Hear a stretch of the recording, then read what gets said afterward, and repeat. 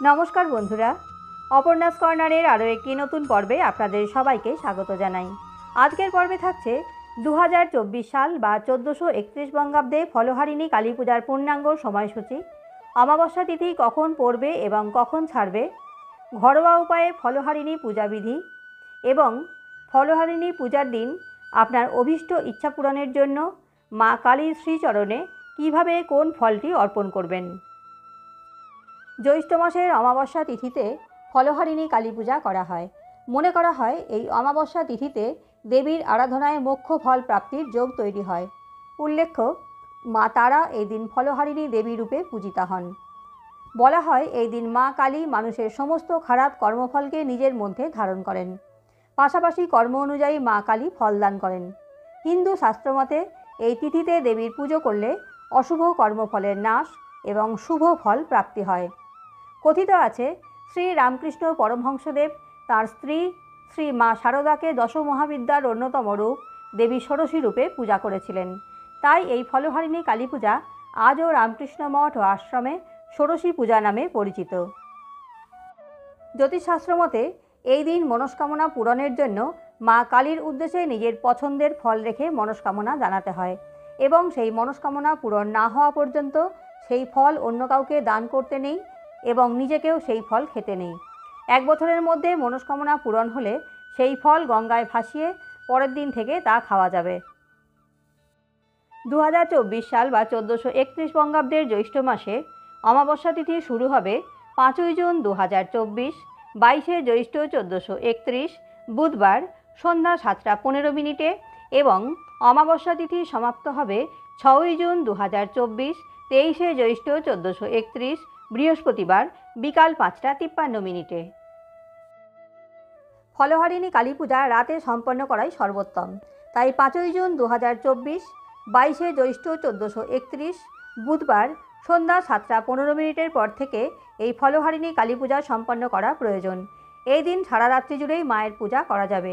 তবে কোনো কারণবশত যদি এদিন রাত্রে পূজা সম্পন্ন করতে না পারেন, তাহলে পরের দিন অর্থাৎ 6ই জুন 2024, 23শে জ্যৈষ্ঠ 1431 বৃহস্পতিবার অমাবস্যা চলাকালীন যে কোনো সময়ে এই পূজা করতে পারবেন। ফলহারিণী অমাবস্যাতে মাকে সন্তুষ্ট করতে গেলে এই ফলগুলির মধ্যে থেকে যে কোনো একটি ফল মায়ের উদ্দেশ্যে অর্পণ করুন। এই সময় যে মরশুমি ফলগুলি পাওয়া যায়, যেমন আম, জাম, লিচু, কাঁঠাল, তরমুজ ইত্যাদি ফলগুলির মধ্যে যে কোনো একটি ফল ফলহারিণী পূজার দিন মায়ের উদ্দেশ্যে নিবেদন করুন। ফলহারিণী পূজার উপকরণ। ফলহারিণী পূজার জন্য খুব সামান্য উপকরণের প্রয়োজন হয়। একটি ঘিয়ের প্রদীপ বা তেলের প্রদীপ অথবা একটি মোমবাতি, ধূপকাঠি, লাল রঙের ফুল, সেটি জবা ফুল বা পদ্ম ফুল হলে খুব ভালো হয়, যে কোনো এক প্রকার মরশুমি ফল এবং মিষ্টান্ন। সাথে একটি কাঁচা টাকা দেবেন, সেটি 1 টাকা, 5 টাকা বা 10 টাকার কয়েন হতে পারে। ফলহারিণী পূজার দিন সকালে ঘুম থেকে উঠে মাকে স্মরণ করে আপনাকে এই সংকল্প গ্রহণ করতে হবে যে আজ আপনি মায়ের উদ্দেশ্যে এই দিনটি সমর্পণ করবেন। মায়ের কাছে করজোড়ে প্রার্থনা করুন যে তাঁর পূজায় যেন কোনো বাধার সৃষ্টি না হয়। পূজার দিন যদি নির্জলা উপবাস থাকতে পারেন তাহলে খুবই ভালো হয়, তবে একান্তই তা সম্ভব না হলে ডাবের জল বা চা, শরবত জাতীয় পানীয় গ্রহণ করতে পারেন। ফলহারিণী পূজাবিধি। পূজার জন্য যে উপকরণগুলির কথা বলা হয়েছে সেগুলি নিয়ে আপনি মন্দিরে গিয়েও পূজা করতে পারেন, আর যদি মন্দিরে যাওয়া সম্ভব না হয় তাহলে বাড়িতেও এই পূজা আপনি করতে পারেন। যদি আপনি বাড়িতে এই ফলহারিণী পূজা করেন তাহলে সবার প্রথমে পূজার স্থানটি পরিষ্কার করে নিয়ে গঙ্গাজল ছিটিয়ে একটি আসন পেতে বসুন। এরপর প্রদীপ অথবা মোমবাতি এবং ধূপকাঠি জ্বালান। এরপর মনে মনে মাকে স্মরণ করে মায়ের চরণে লাল ফুলটি নিবেদন করুন। মাকে একটি লাল ফুলের মালা পরাতে পারেন। এরপর যে ফলটি মাকে নিবেদন করার জন্য সংগ্রহ করেছেন সেটি মায়ের চরণে নিবেদন করুন এবং মনে মনে আপনার অভীষ্ট ইচ্ছাটি মায়ের কাছে ব্যক্ত করুন। মায়ের কাছে প্রার্থনা করুন তিনি যেন আপনার এই ইচ্ছাটি পূরণ করতে সাহায্য করেন এবং আপনার যাবতীয় সমস্যা দূর করে দেন। একটি প্রার্থনার জন্য একটি গোটা ফল মাকে নিবেদন করবেন, আর যদি আপনার 3টি ইচ্ছা থাকে তাহলে আপনি 3টি গোটা ফল নিবেদন করবেন। এইভাবে প্রার্থনা সম্পন্ন করার পর মাকে আরতি করুন এবং সবশেষে ওই আসনে বসেই কিছুক্ষণ মনে মনে মাকে স্মরণ করুন। পূজার শেষে মাকে নিবেদন করা নৈবেদ্য, ফল, মিষ্টি, প্রসাদ সকলকে বিতরণ করুন। মায়ের কাছে জগতের কল্যাণের জন্য করজোড়ে প্রার্থনা করুন।